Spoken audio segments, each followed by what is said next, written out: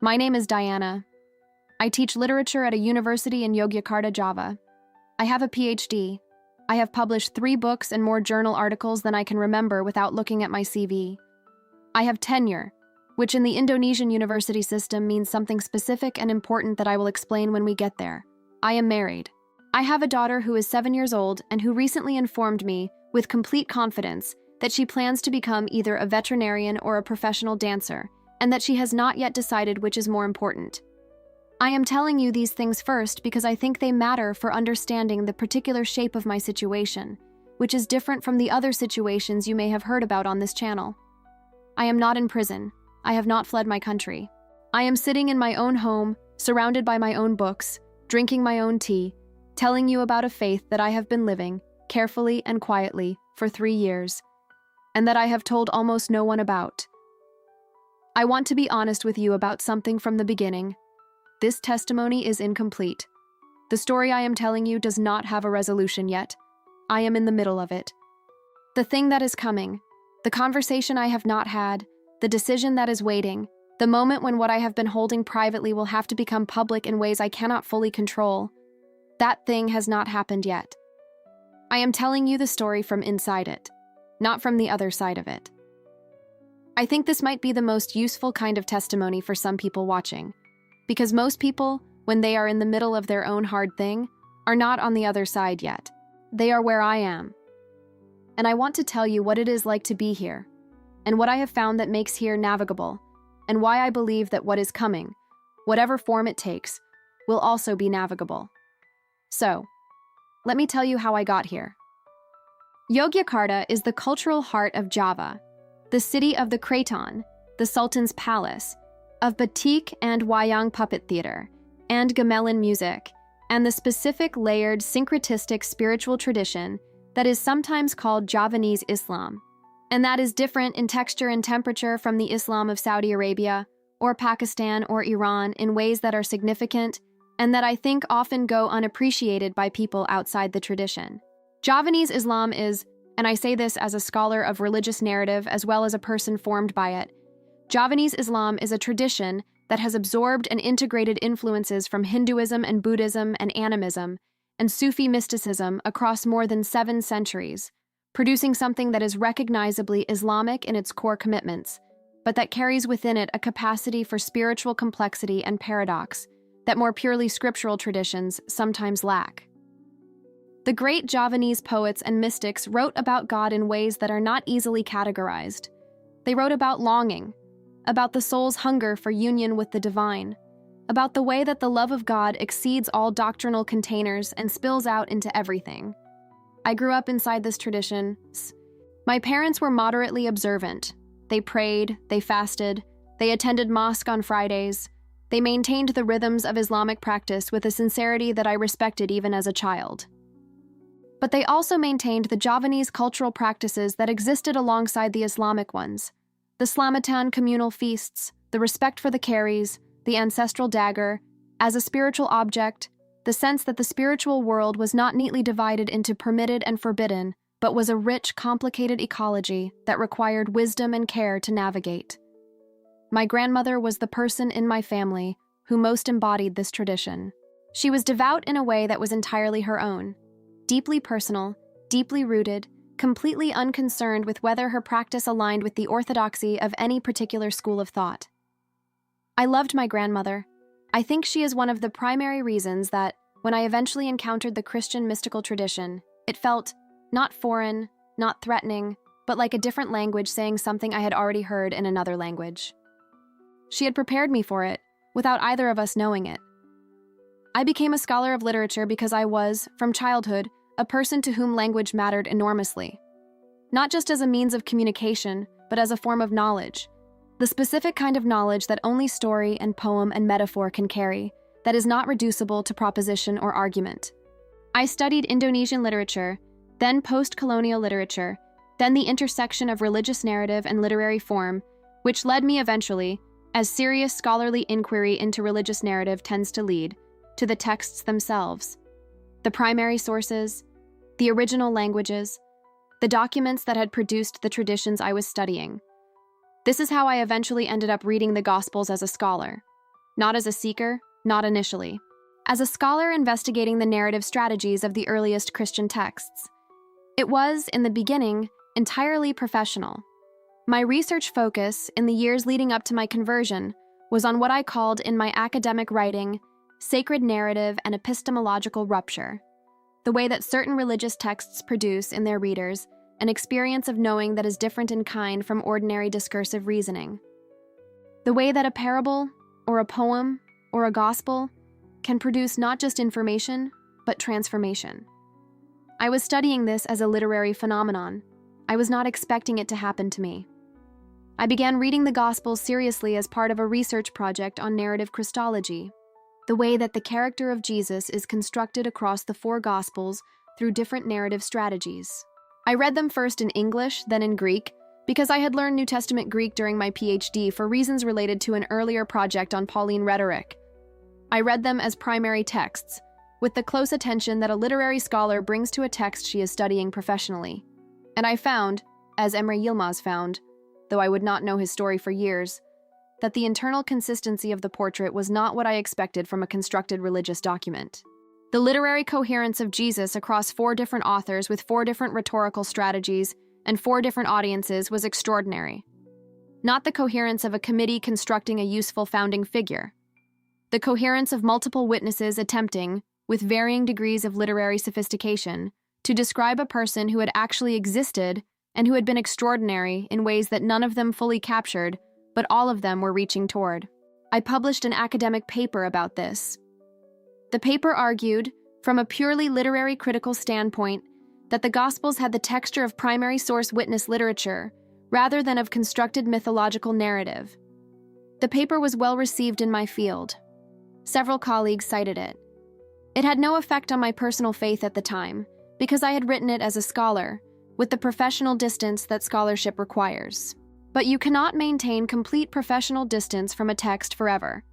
The text does things to you regardless of the distance you maintain, especially, and this is the specific vulnerability of the literary scholar, especially a text of this quality, because a literary scholar is someone whose entire professional training consists of learning to be moved by language while simultaneously analyzing the movement. The analysis does not prevent the moving. It sometimes intensifies it. I was teaching a seminar on the Sermon on the Mount as a literary text, its rhetorical strategies, its use of paradox and reversal, its construction of an alternative social world through the deployment of Beatitudes. I was teaching it as literature. And I was in the middle of explaining the Beatitudes to my students. Blessed are the meek, for they shall inherit the earth. Blessed are those who hunger and thirst for righteousness, for they shall be filled. And something happened that I did not plan, and that I have not fully been able to account for since. The words stopped being a literary object I was analyzing, and became an address. They were addressed to me, not to the text's original audience, not to my students, not to the general reader. To me, Diana Wahyu, standing at a lectern in Yogyakarta at 10:30 on a Tuesday morning. Blessed are those who hunger and thirst for righteousness. And I thought, unbidden, unwanted, completely inconvenient. I am hungry. I have been hungry for a long time, and I did not know until this moment what I was hungry for. I finished the seminar. I did not show anything. I am a good teacher, and good teachers learn to manage what is happening inside them while continuing to manage what is happening in the room. I packed up my notes and I walked to my office and I closed the door and I sat at my desk for a long time. And then I prayed. Not the way I had been taught to pray. Not in Arabic. Not in the formal structure of Salat. In Javanese, in the language of my grandmother. In the language underneath all my education and all my scholarship and all my professional identity. I said, I am hungry. I don't know what this is, but I am hungry. And if there is something real here, if this text is not only a literary object but a living thing, please show me. I am asking. I am here. That was the prayer. That was the beginning. What followed was not a sudden transformation. I want to be clear about this because I think the slow version of conversion is as real and as significant as the dramatic version, and it gets less attention because it is less cinematically compelling.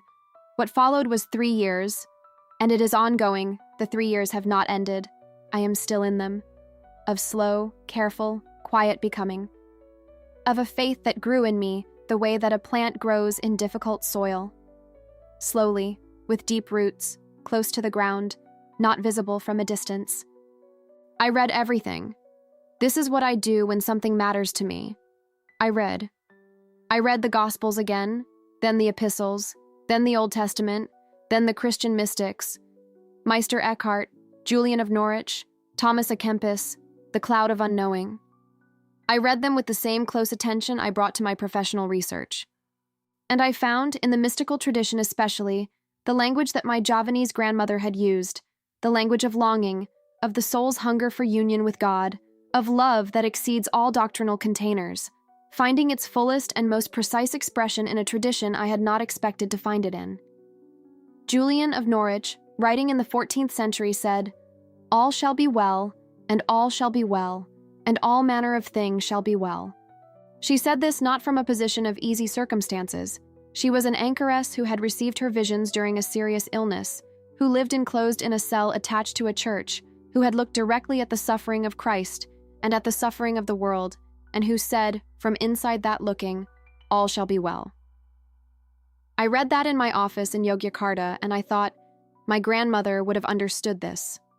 My grandmother, who carried her faith in ways that no orthodoxy could fully contain, would have recognized this.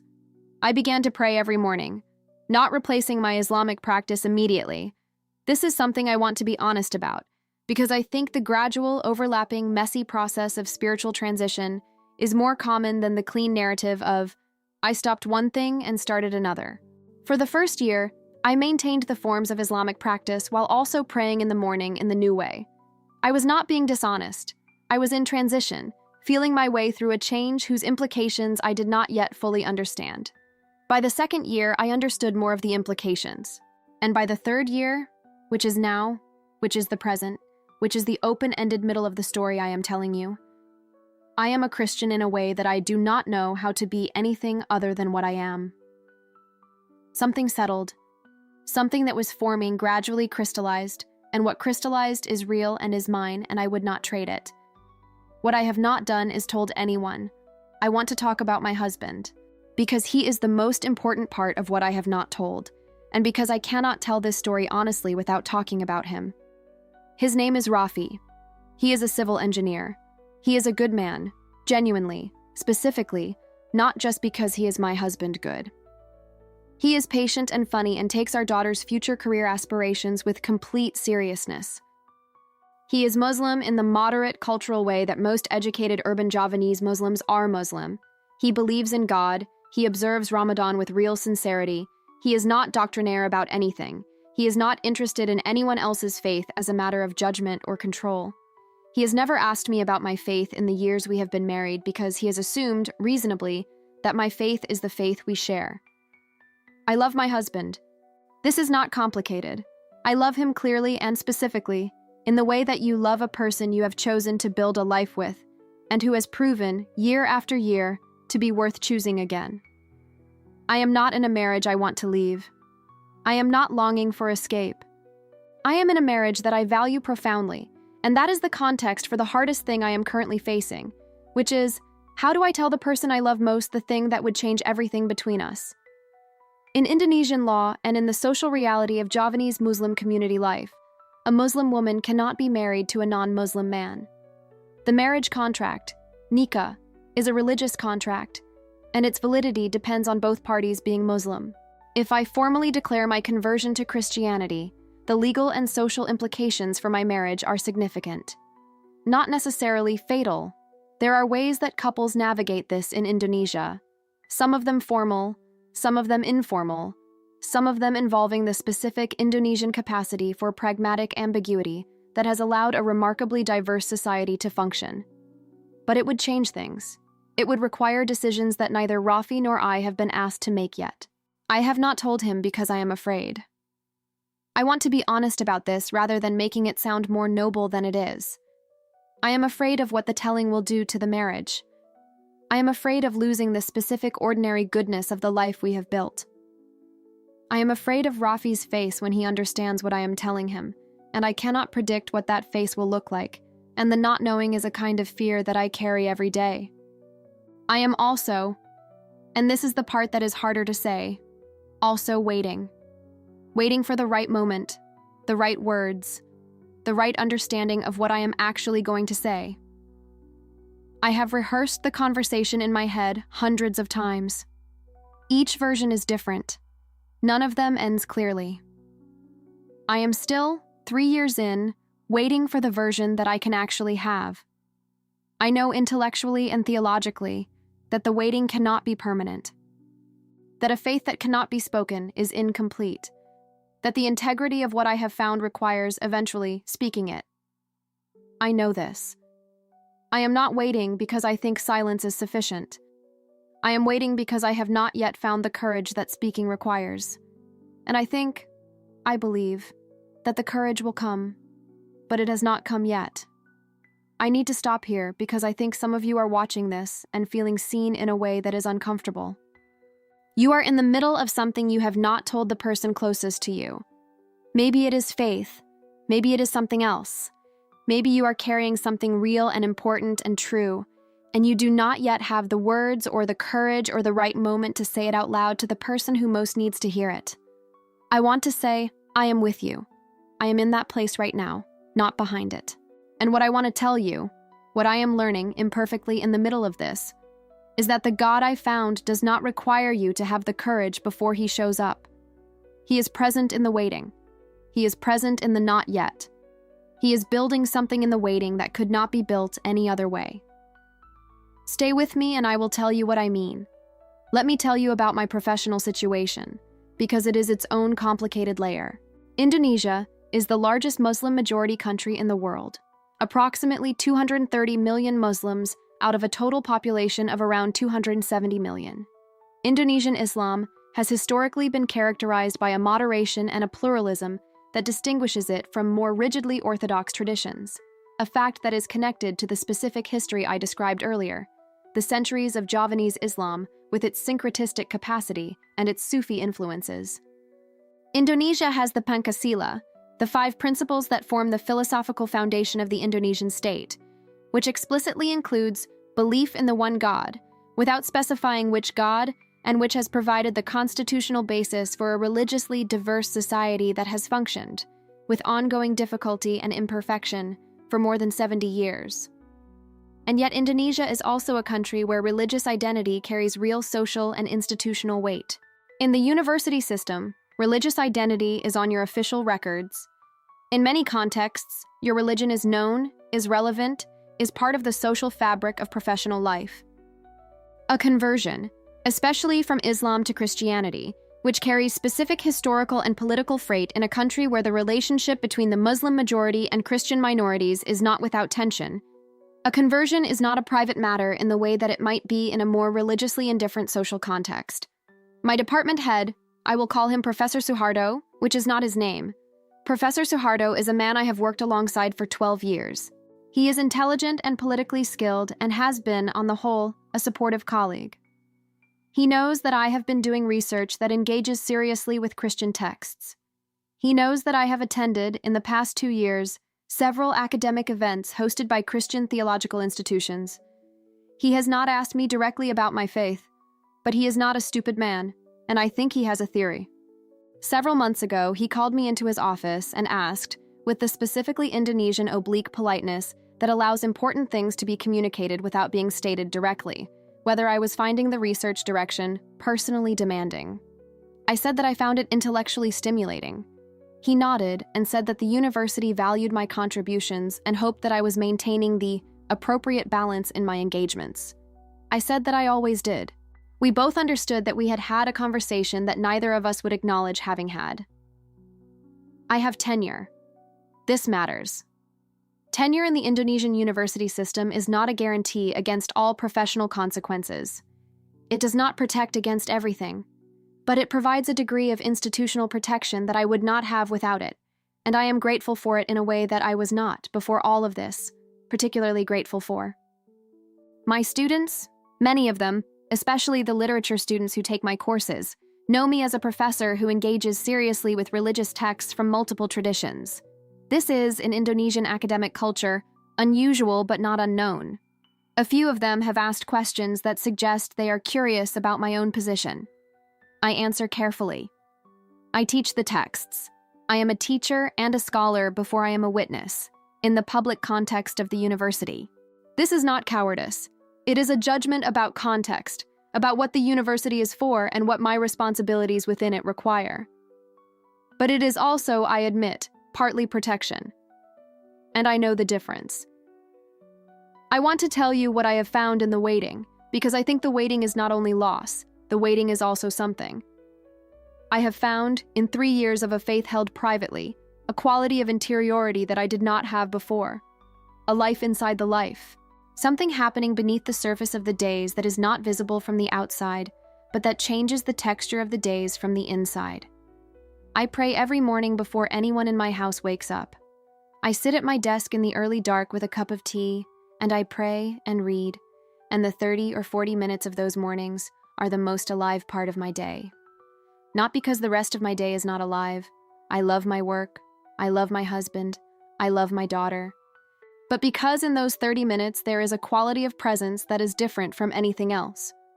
I have found, and this is the thing that has surprised me most about the 3 years, I have found that God is patient with the waiting in a way that I did not expect.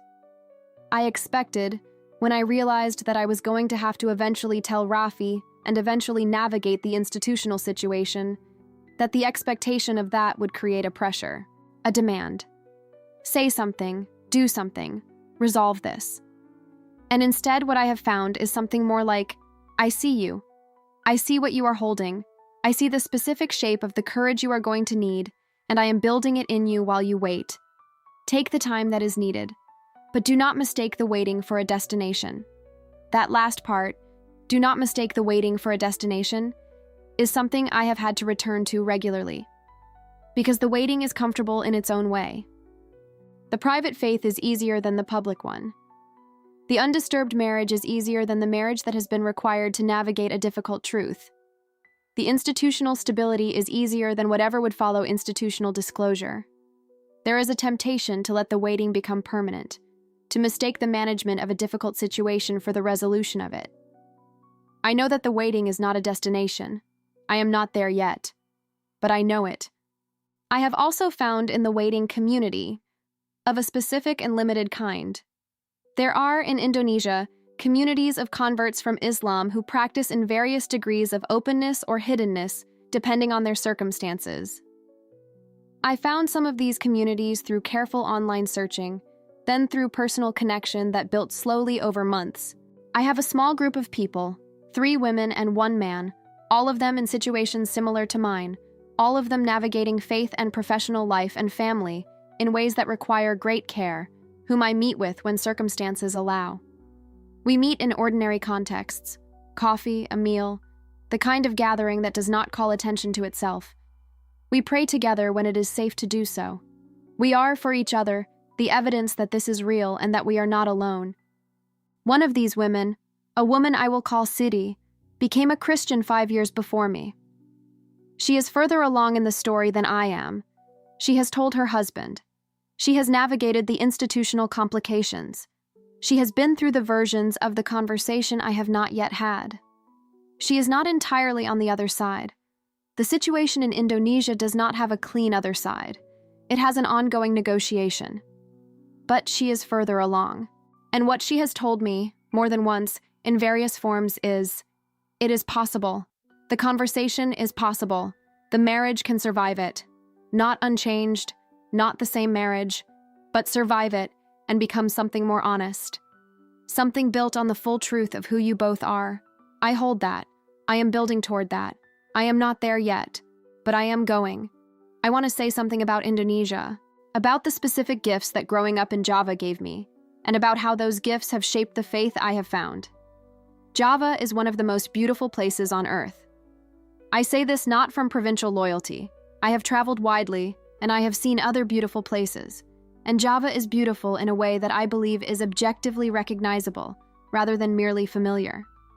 The rice terraces descending in green steps toward the valley floor, the volcanoes rising out of the plain, smoke and cloud around their summits, their slopes covered in the dark green of tropical forest. The temples, Borobudur, the great Buddhist monument that was built in the 9th century and abandoned and buried and rediscovered, and that now rises out of the Kedu Plain as the most vivid possible statement that human beings are always reaching towards something larger than themselves. I grew up walking distance from some of this. I walked distance in literal form. My grandmother's house was a short walk from a particular stretch of rice field that I walked through regularly in my childhood, that I walk through still when I visit. That has the quality I have tried to describe to colleagues who did not grow up in Java, but that I have never fully succeeded in describing. The quality of being in a place where the beauty is so abundant that it becomes a kind of argument, not for any specific theology, for the existence of something that beauty comes from. What the Christian faith gave me, or rather, what I found in the Christian faith that I had not found articulated elsewhere, is the theological framework for beauty. The specific claim that the world is beautiful because it was made by a God who is himself the source of beauty. That the rice terraces and the volcanoes and the light on the Kedu Plain in the early morning are not accidents of geology and climate, but are reflections, however partial, of a beauty that is original to the one who made them. That when I stand in a rice field and feel something that I cannot name, something that is not just aesthetic pleasure, but something more like recognition, like encountering something familiar in something I have never seen before, that feeling is the feeling of a creature recognizing the signature of its creator. I am a literary scholar. I have spent my professional life studying the ways that human beings use language to point toward things that language cannot fully contain. The beauty of Java has always been, for me, one of those things, something that language circles and gestures toward, and that exceeds every description. And what I have found in the Christian faith is the claim that this excess, this beauty that exceeds description, is not a feature of the world that the world itself produced. It is the overflow of a love that made the world in the first place. My grandmother knew this. She knew it in the specific Javanese way, with the syncretistic richness of a tradition that had absorbed 1,000 years of beauty and made it part of its spiritual vocabulary. She did not know it in the Christian way, but she knew the thing. And I believe, that the God who made the rice terraces and the volcanoes was also present in my grandmother's morning prayers, in ways that are beyond my ability to fully understand or adjudicate. The God I found is large. He is larger than the containers any tradition builds for him. He was in Yogyakarta long before anyone gave him a specific name. I want to tell you about my daughter, because she is, in one specific way, the most complicated part of all of this. Her name is Ayu. She is 7 years old, as I told you, with the career ambiguity and the complete confidence of a 7-year-old who has not yet learned that ambiguity is supposed to cause uncertainty. She is funny and fierce and deeply affectionate in the specific way of children who have been securely loved. She is my daughter, and I love her with the love that I think is the closest approximation available in human experience to the love that the gospel describes. Ayu is being raised Muslim. She goes to an Islamic school. She is learning to pray in the way that Javanese Muslim children learn to pray. She knows the Arabic of the short surahs. She fasts a short fast on Ramadan mornings as a practice, as a preparation. She is being formed in the tradition that I was formed in, and that her father has every reason to continue to form her in. And I, her mother, am something other than what she thinks I am. I want to be precise about the discomfort of this, because I think it deserves precision. I am not lying to my daughter. I have not told her anything about my faith that is untrue. I have participated in the religious life of my household with a sincerity that, while not the full sincerity of a person practicing their own faith, is also not performance or contempt. I love the Javanese Islamic tradition. I am glad that my daughter is being formed in it. I believe that the God who made the rice terraces was present in that tradition and is present in her prayers, even if the name she is using for him is not yet the name I use. But I am also aware that there is something incomplete in this, that a child deserves to know who her mother is, that the integrity of what I have found requires, eventually, being honest with the people I love, including the small one who plans to be a veterinarian dancer. I do not know what that looks like. I do not know at what age, in what words, with what preparation. I am not there yet, but I know it is coming. And in the meantime, I pray for Ayu every morning in those 30 minutes before the house wakes up. I hold her before the God who knows her name and who loves her more completely than I am capable of loving her. I ask for her the same thing that I ask for Rafi, that the God who found me in a Tuesday morning seminar through the words of Matthew 5 would find his way to them too, in whatever form they are able to receive it, in whatever time is the right time. I hold this as a hope, not a plan. I know that I cannot engineer the spiritual lives of the people I love. I can only be honest, eventually, about my own, and trust that honesty to do what honesty does, which is to create the conditions for genuine encounter. What they do with those conditions is between them and God. My job is to tell the truth. I want to pause because I know that someone watching this is a parent carrying a faith that their children don't know about, or a spouse carrying something their partner doesn't know. And the weight of that, the specific weight of loving someone completely and not being able to show them all of who you are, I know that weight. I am carrying it right now, today, not in the past. And I want to say, the love does not require the secret to be sustainable. The love is bigger than the secret. The love is, in fact, what will eventually make the telling possible. Because you do not tell the truth to people you do not love. You tell the truth to people whose knowing matters to you. Sit with that. And let me keep going. I want to talk about what specifically, as a literary scholar, I found in the Gospels that I could not dismiss. I have spent my career thinking about narrative, about the way that stories construct meaning, about the specific tools, character, structure, metaphor, irony, the management of information and revelation that writers use to produce in readers an experience of knowing that is different from the experience of being given information. I know how texts work. I know the difference between a text that is managing a reader toward a predetermined conclusion and a text that is reporting something and trusting the reader to receive it. The Gospels are the second kind of text. What I mean by this is specific and technical, and I want to try to explain it. The Gospels contain things that work against the conclusion they are supposedly trying to establish. They contain characters, the disciples primarily, who repeatedly fail to understand what is happening, who abandon Jesus at the crucial moment, who are, by any literary standard, unreliable narrators and poor representatives of the movement they are supposedly founding. A text that was designed to construct a persuasive founding mythology would not give us Peter's denial, Thomas's doubt, the disciples sleeping in Gethsemane. These are not assets for the argument. They are liabilities. They are in the text because they happened. The resurrection accounts, which I have studied as carefully as any text in my scholarly career, are particularly striking in this regard. The four accounts do not agree on every detail, on who arrived first, on exactly what was said, on the precise sequence of appearances. A fabricated account of the most important event in the narrative would not have these inconsistencies. Fabricated accounts are more consistent, not less, because they are managed toward a conclusion rather than reported from experience. The inconsistencies of the resurrection accounts are, paradoxically, among the strongest evidence for their reliability. They are the inconsistencies of witnesses. I published a paper arguing this, arguing on literary critical grounds that the resurrection accounts have the narrative texture of witness literature rather than of myth or propaganda. It caused some conversation in my department. Professor Suharto read it.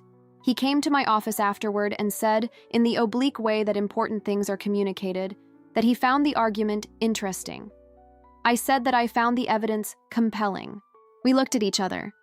What I found, as a literary scholar, is that the Gospels are the most carefully constructed, careless texts I have ever encountered. They are full of the marks of unmanaged reality, the things that happened that no one would have included if they were building a case. And this, more than anything else in my intellectual journey, is what convinced me that something had actually happened, something that the witnesses were still, decades later, trying to find the right words for, something that had changed them in ways that their words were reaching toward and not quite capturing. If something had actually happened, if the resurrection was real, then everything followed. The implications were total, and I found that I could not, in intellectual honesty, maintain the professional distance any longer. The text had assessed me, as I said earlier. And the assessment was, something is required of you. More than an academic paper. More than a footnote in a scholarly conversation. Something is required. 3 years later, I am still figuring out what exactly that something is. But I know it is real. and I know it is mine. And I am not going back. Indonesia is the most populous Muslim-majority country in the world, and it is also, this is less often said, one of the countries in the world with the fastest growing Christian communities. The two facts exist simultaneously and are in tension and are both true. The Indonesian church, in its various Protestant and Catholic forms, is alive and growing and diverse in ways that reflect the extraordinary cultural diversity of the archipelago. There are Christians in Indonesia from every ethnic background: Javanese, Batak, Torajan, Ambonese, Timorese, Chinese Indonesian, practicing in contexts that range from the fully public and legally protected to the quietly underground. The converts from Islam in Indonesia, the people like me, like Siti, like the others in my small careful group, are a subset of this. We are navigating a specific situation that is different from the situation of people from Christian heritage backgrounds in Indonesia because we are moving across a religious boundary that carries social and legal weight. But we are not alone. There is a community. It is not fully visible, but it is there. What I have found in that community is something that I could not have found in the publicly available church. The specific understanding of what it costs to believe this in this context, from this background, in this country. The people in my small group know what I mean when I say that I cannot yet tell my husband. They do not judge the not yet. They have been in the not yet themselves. They pray for the courage that the telling requires. They know that it comes in its own time and that the forcing of it before it is ready does not produce the right conversation. They also know that the waiting cannot be permanent. Siti knows this, and she told me, and I hold it.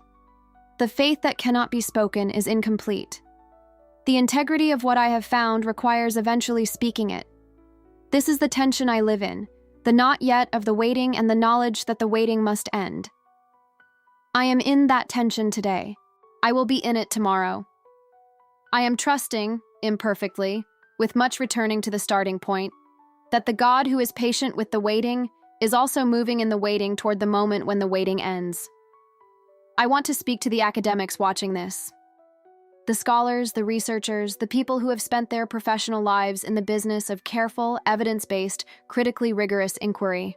The people who have been told, explicitly or implicitly, that their intellectual commitments and religious faith are in fundamental tension, and that a person who takes both seriously is either confused or dishonest.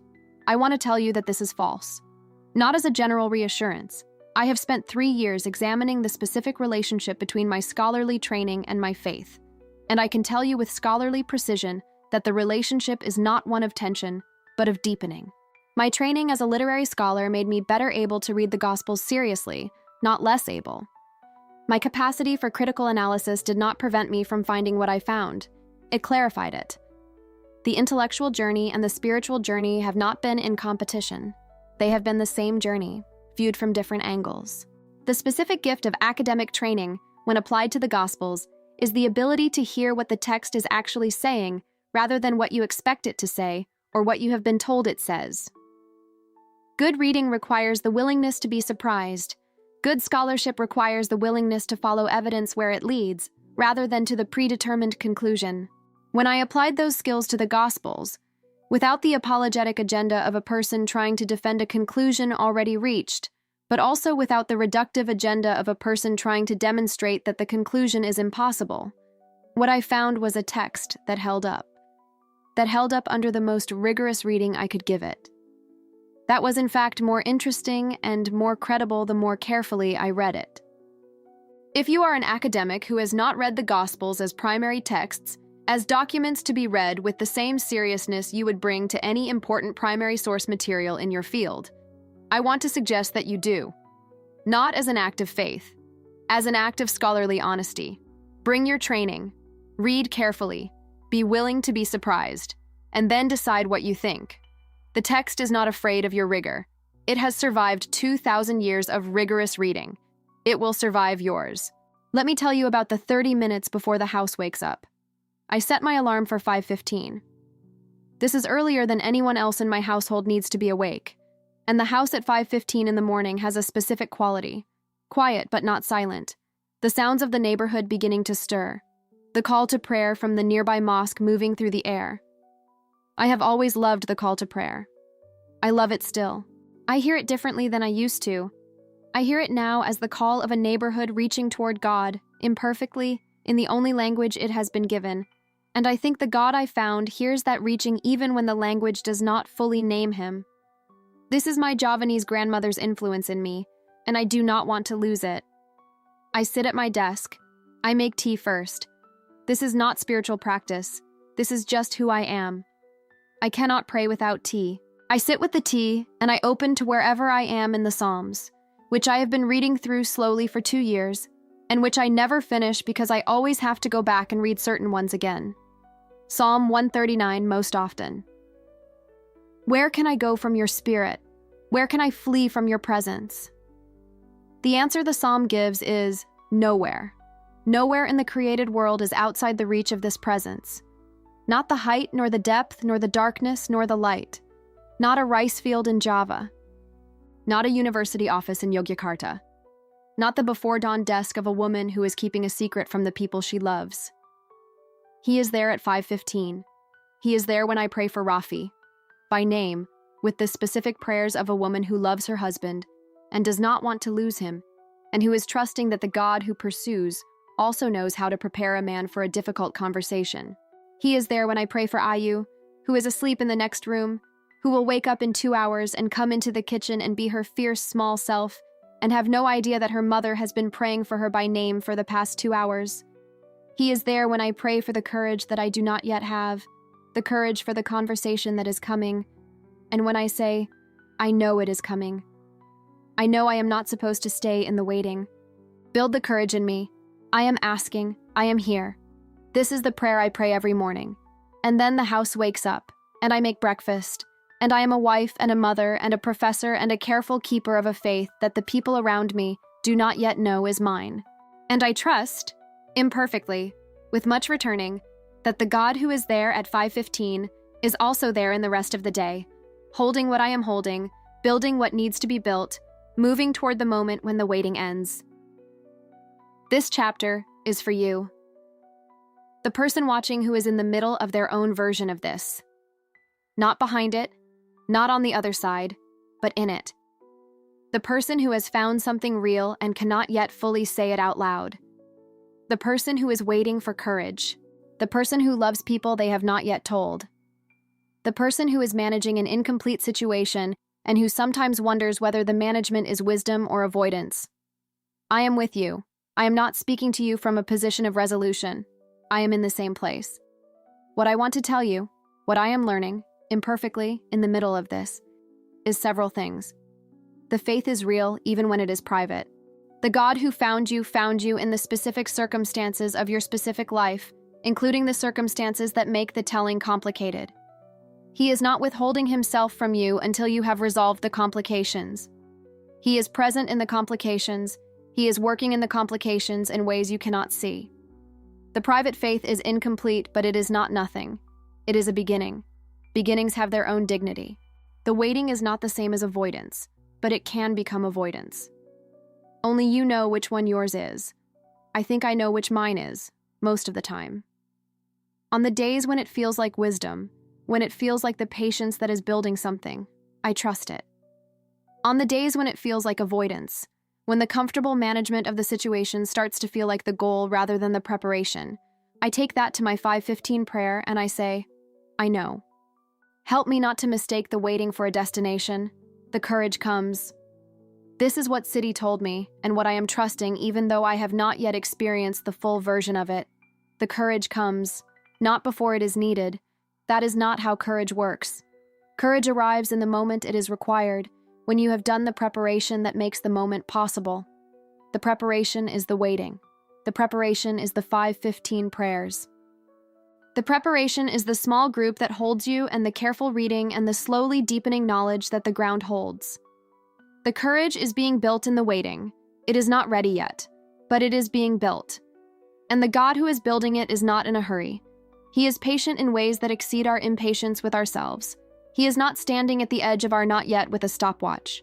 He is in the not yet with us, building what needs to be built, moving toward the moment in his own time, which is also, I trust, the right time. That is what I am holding. That is what I have to offer the person in the middle. You are not alone. He is there. and the courage is coming. Let me tell you where I am today. Not dramatically, just actually. Today I woke up at 5:15. I made tea. I prayed. I read Psalm 27. The Lord is my light and my salvation. Whom shall I fear? The Lord is the stronghold of my life. Of whom shall I be afraid? I prayed for Rafi.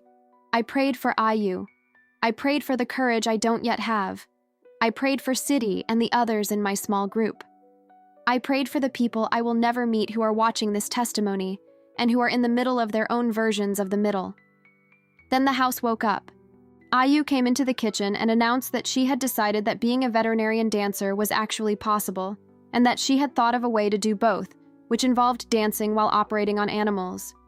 Rafi made the face that Rafi makes when Ayu says something that is both absurd and completely reasonable on her own terms. I made breakfast. I drove to the university. I taught a seminar on post-colonial religious narrative. I had a meeting with a graduate student whose thesis is going well. I ate lunch with a colleague who knows nothing about any of this, and who talked to me about the new semester's enrollment numbers and a conference she is planning. I came home. I helped Ayu with her reading homework. I had dinner with my family.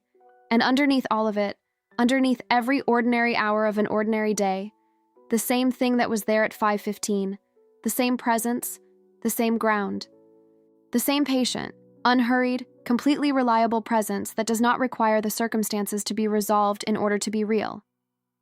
This is what the faith gives me today. Not resolution, not a clean ending, not the courage I am still waiting for.